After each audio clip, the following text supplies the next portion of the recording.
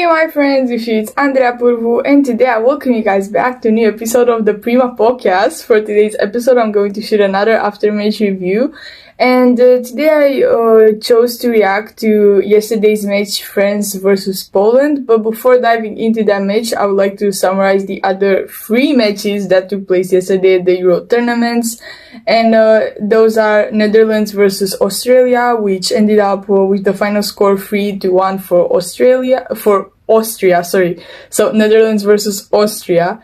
Okay, and end up with the final score 3-1 for Austria. The first goal scored was in minute 6. It was an own goal by Malen, another own goal at this European tournament. Then the second goal scored was in minute 47, scored by Gakpa for Netherlands. Then in minute 59, Schmid scored for Austria. And then in minute 75, Depay scored for Netherlands. And the last goal, the third goal for Austria, was from Sabitzer in the 18th minute. So, yeah. And then the other match that took place yesterday was England versus Slovenia, which ended up as a tie with a null score. And me, as a England team supporter, it was really disappointing to see this outcome on this match. Definitely England is not reaching their standards and the expectations that were made for them. Because in case you guys do not know, they are the #1 favorites for this title, for this tournament. And yeah, to see them have such low results and simply not standing up to their expectations and to their standards, it's very disappointing and stuff like that, especially because this team is a really prestigious one and the stars in it are very prestigious. But yeah, what can you do? And the third match that took place yesterday was Denmark versus Serbia, which ended up with the same score as England versus Slovenia. Okay, so now let's dive into yesterday's match. So first of all, let's talk a bit about the lineups. I've seen Mbappe finally starting after his nose injury. Honestly, I really did not expect him to already start, because Mbappe, I mean, the doctors were saying that probably he's going to be out of the groups and he's going to start playing from round 16, but somehow he was able to play. He was in good form, in good condition, and yeah, but kind of surprising. Then something that I was a bit sad to see was the fact that Camavinga is not a starter, because especially in this season, I think he really proved that he deserves his own place in the squad. But I do understand why, sadly, he cannot play for the national team, because there is N'Golo Kante, who is such an amazing player, such a great player, an absolute legend, a player with so much prestige. And yeah, I do understand why, sadly for him, there's not a place in this team. But yeah. Then something that was pretty surprising about the French lineup was the fact that Giroud and Griezmann were not starters. But yeah. Oh, and then wait, no. Before saying that, though, even though we do not have Griezmann and Giroud as starters, we do have Barcola as a starter. And I mean, he made his debut like last week. So his debut at the national team last week. So yeah, that's why it's a bit questionable, this decision done by the French leader, by the French coach, because like he's not starting such prestigious player as Griezmann and Giroud, but he is starting Barcola. I guess he did that for Barcola to gain experience and more minutes. I don't know. But as well, I have 2 remarks on the Polish lineup, and that is the fact that Lewandowski, for the first time for the first time as a starter in this tournament so far, because in case you guys don't know, in the first match he was not able to play due to an ankle injury. Then in the second match he entered at the half of the match, and Now he finally was a starter, but sadly this was most probably his last match at the European tournament, because I really do not think that he will catch the next European tournament, and honestly not even the next World Cup, so probably this was his last match in the national jersey.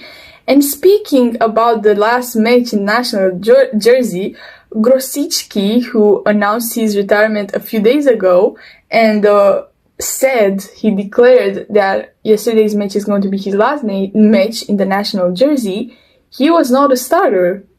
And yeah, that was a bit surprising. I mean, yeah, I think that the coach, look, I do not know if which position Grosicki plays, because if he plays the same position as Lewandowski, then I understand why he was not a starter.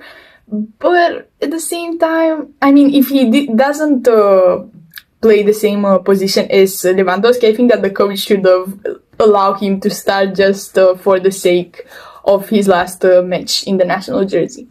Okay, now let's dive into the first half. So in minute 24, Zalewski receives a yellow card. He pulled Mbappe's shirt when he attempted a counterattack, and there was a really big error coming from the referee, because he was impatient. In these kind of situations, you as a referee, you should really not stop the game, but allow the player to finish the action and then to award the yellow card. But he didn't do that. I think that he expected Mbappe to stop basically to stop and not continue. But Mbappe is not that kind of player. I mean, once he gets started, and he started gaining speed, and he started that counter attack. So there was no way in this world for him to stop.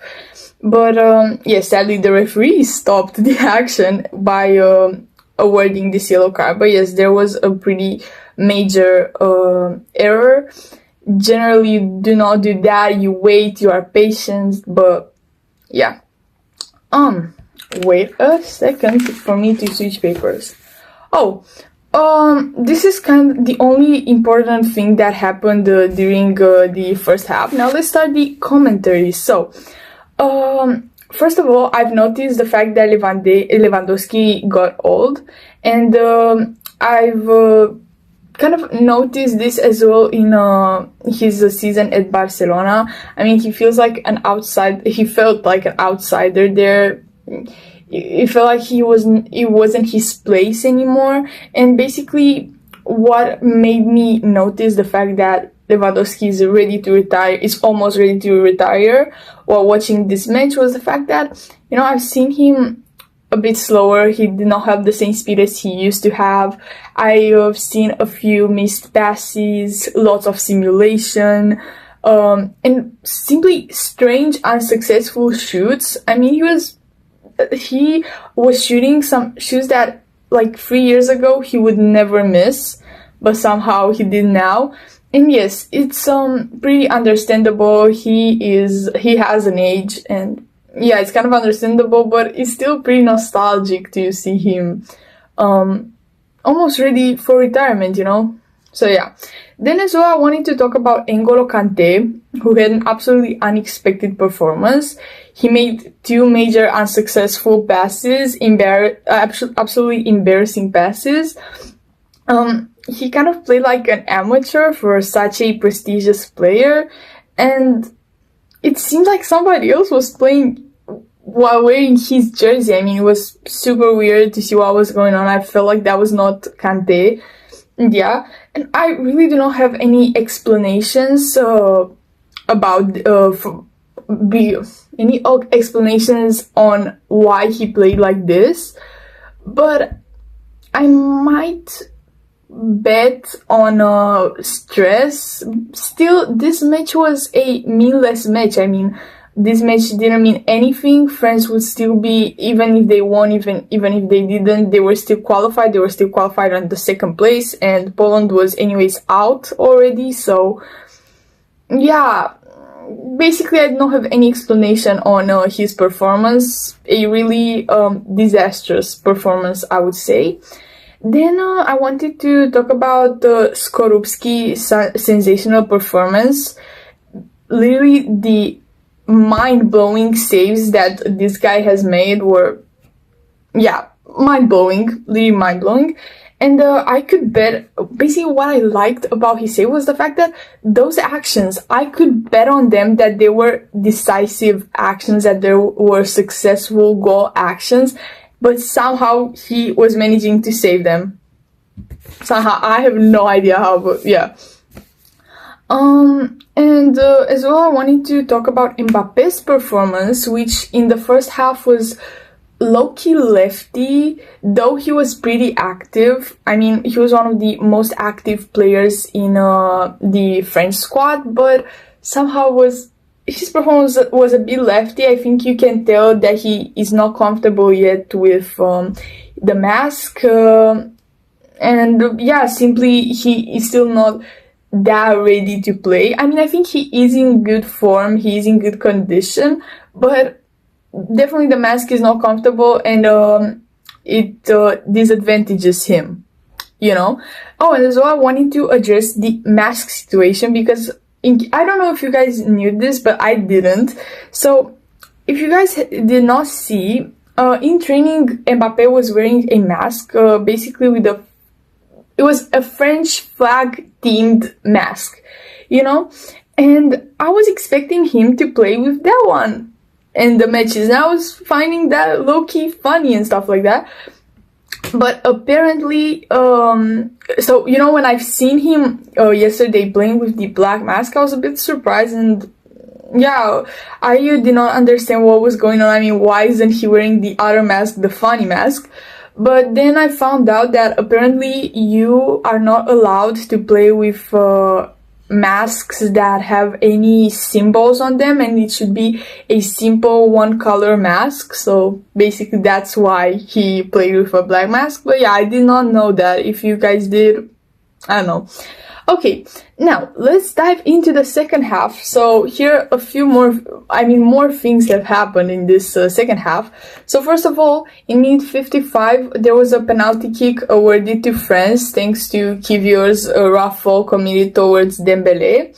And I think it was a fair decision. The Poland squad was complaining a lot during this match about the referee's decisions. But I think that he was pretty fair with most of them. Besides that error that he has done awarding that yellow card in the whole Mbappe counter-attack situation, besides that, I haven't seen any mistakes from him. I think that most of the decisions were fair, but yeah. And yes, Poland was complaining again, but again, I think that in this penalty, awarding this penalty kick to France was a fair decision. And the penalty kick was shot by Mbappe, of course, and of course it was successful. So that's how the first goal for France was scored in minute 55 from a penalty kick.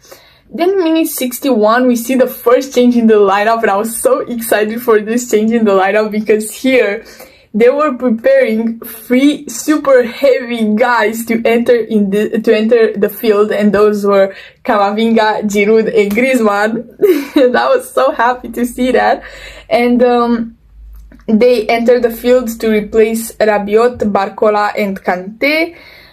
And yeah, I mean, some people would be a bit mad about the fact that Camavinga entered the field replacing Kanté, but I think that was a fair decision because Kanté was definitely not standing up to his standards, and he was an amateur. He played like an amateur in this match. So yeah, I was really, really happy to see these 3 guys playing, and especially Camavinga, though I was a bit sad for Kanté because I love Kanté. He's one of my favorite French players, but in this match, as I said, he didn't stand up to his standards. So yeah, when I've seen these 3 guys preparing to enter the field, I was so happy. And then 7 minutes away from this, there is another change in the lineup. This time there's a change in the lineup, in the Polish lineup, and those are Zalewski leaves the field and is replaced by Skoras, and Szymanski leaves the field and is replaced by Swiderski. Yeah. Then in minute 76, here comes the most, in my opinion, most interesting and most enjoyable action of the whole match. and phase of this match, and that happened in minute 66 when a penalty kick was awarded for Poland due to France tripping Karol Swiderski. And in my opinion, that was a clear decision, that was a clear penalty. I don't think anyone can complain about this decision, but yeah. And basically, Lewandowski attempted the penalty kick. And look, let me tell you something. I was biased in this game. I mean, I was supporting France because they are my third favorite team, favorite national team. And I was supporting France, but I really love Lewandowski. So when I've seen him, I mean, preparing to shoot that penalty kick, I was so happy, especially because, as I said, this probably is his last match in the national jersey. So, yeah. And yeah, Lewandowski attempted the penalty kick, and basically he tried to fool the goalkeeper by tripping and lagging, and Magnan somehow he fell in his net, in Lewandowski's net, by not remaining with both of his feet on the line. So, and Lewandowski noticed that, and he pointed at him, the fact that he did not keep his feet on the line, and the referee noticed it as well. So the penalty kick was reshot, and again Lewandowski does the same fooling technique. I don't know how to say it. I mean, he does the same thing to fool him. Basically, he trips, he's lagging and stuff like that. And Magnan, even though he has been in the last 2 seasons named the best goalkeeper in Serie A, and when he was playing at PSG, I think that he was as well named in one season the best goalkeeper in Ligue 1, still he was fooled again by Lewandowski. He was caught again in his trap, and the ball gets in the back of the net, and Lewandowski scores his last goal in the national jersey. And for me, it was such an emotional moment, and honestly, I was really, really happy for him. I really wanted him to score, even though I was supporting France, but I was thinking that anyways, nothing would change. The only thing that would changed by this match ending up as a tie was the fact that basically France is qualifying on the second place in this group. That's the only thing that has changed.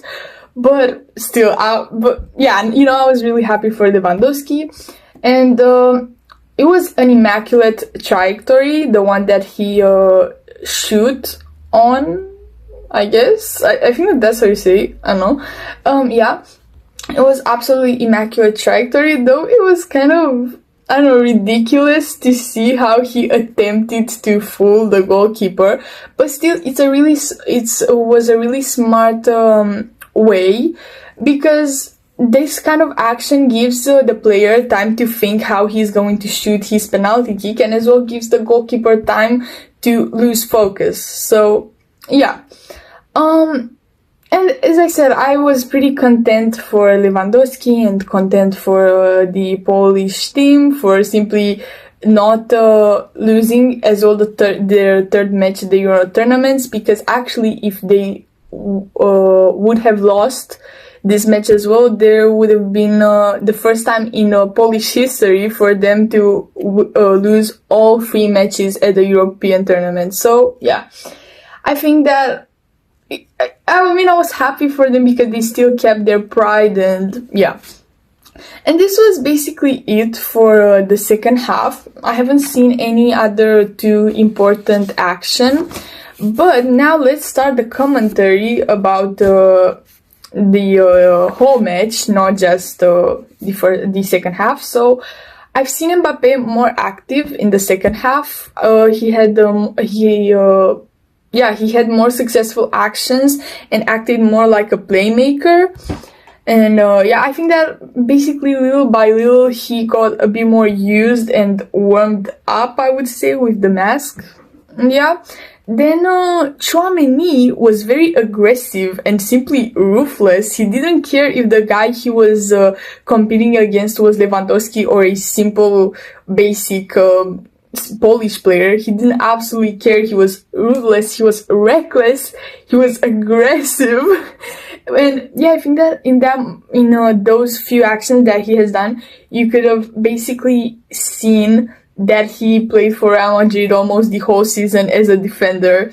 Because, yeah, you guys do not know, Tchouaméni is a defensive midfielder, though for Real Madrid, almost the whole season he has played as a defender, as a central defender. So, yeah, I think you can tell that he has experience on that position.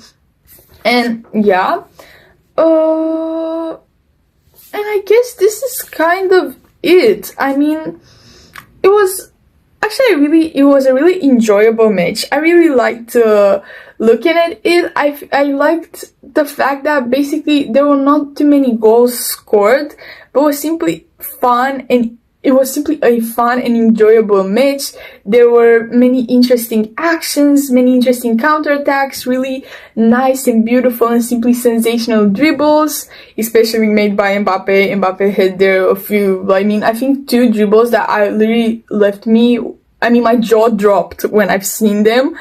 And yeah, and as well, I was very, very happy for Lewandowski to see him, to basically be a witness at his last match in the national jersey, and simply see him score, especially from a penalty kick, and such a beautiful penalty kick, because honestly it was gorgeous. And yeah, I don't know, I really liked this match. It really made me happy. It was really enjoyable to watch, as I said, and yeah. And mostly, I think that the happiest I am because I was witness to Lewandowski's most probably retirement match, And honestly, actually, I know Lewandowski from the national matches. When he was playing at Barcelona, I wasn't really a fan of him because he was playing at Barcelona, but then I discovered him in playing for his country, and that made me like him a lot. And yes, I have a lot of respect for him. Oh, and something that was pretty emotional to see was to see him play his last match for the national team on the Borussia Dortmund's stadium, where he played for, I think, 2 seasons. So yeah, pretty emotional, and the whole match was simply beautiful and emotional. That's what I can say about it. Okay, so this was it for today, guys. I hope you guys liked this video. If you did, please give it a thumbs up. Share it to your friends if you think that any of this information might be useful to them. Comment down below any suggestion for me to improve and simply get better. And subscribe to keep in tune with all of my uploads. Okay, bye guys!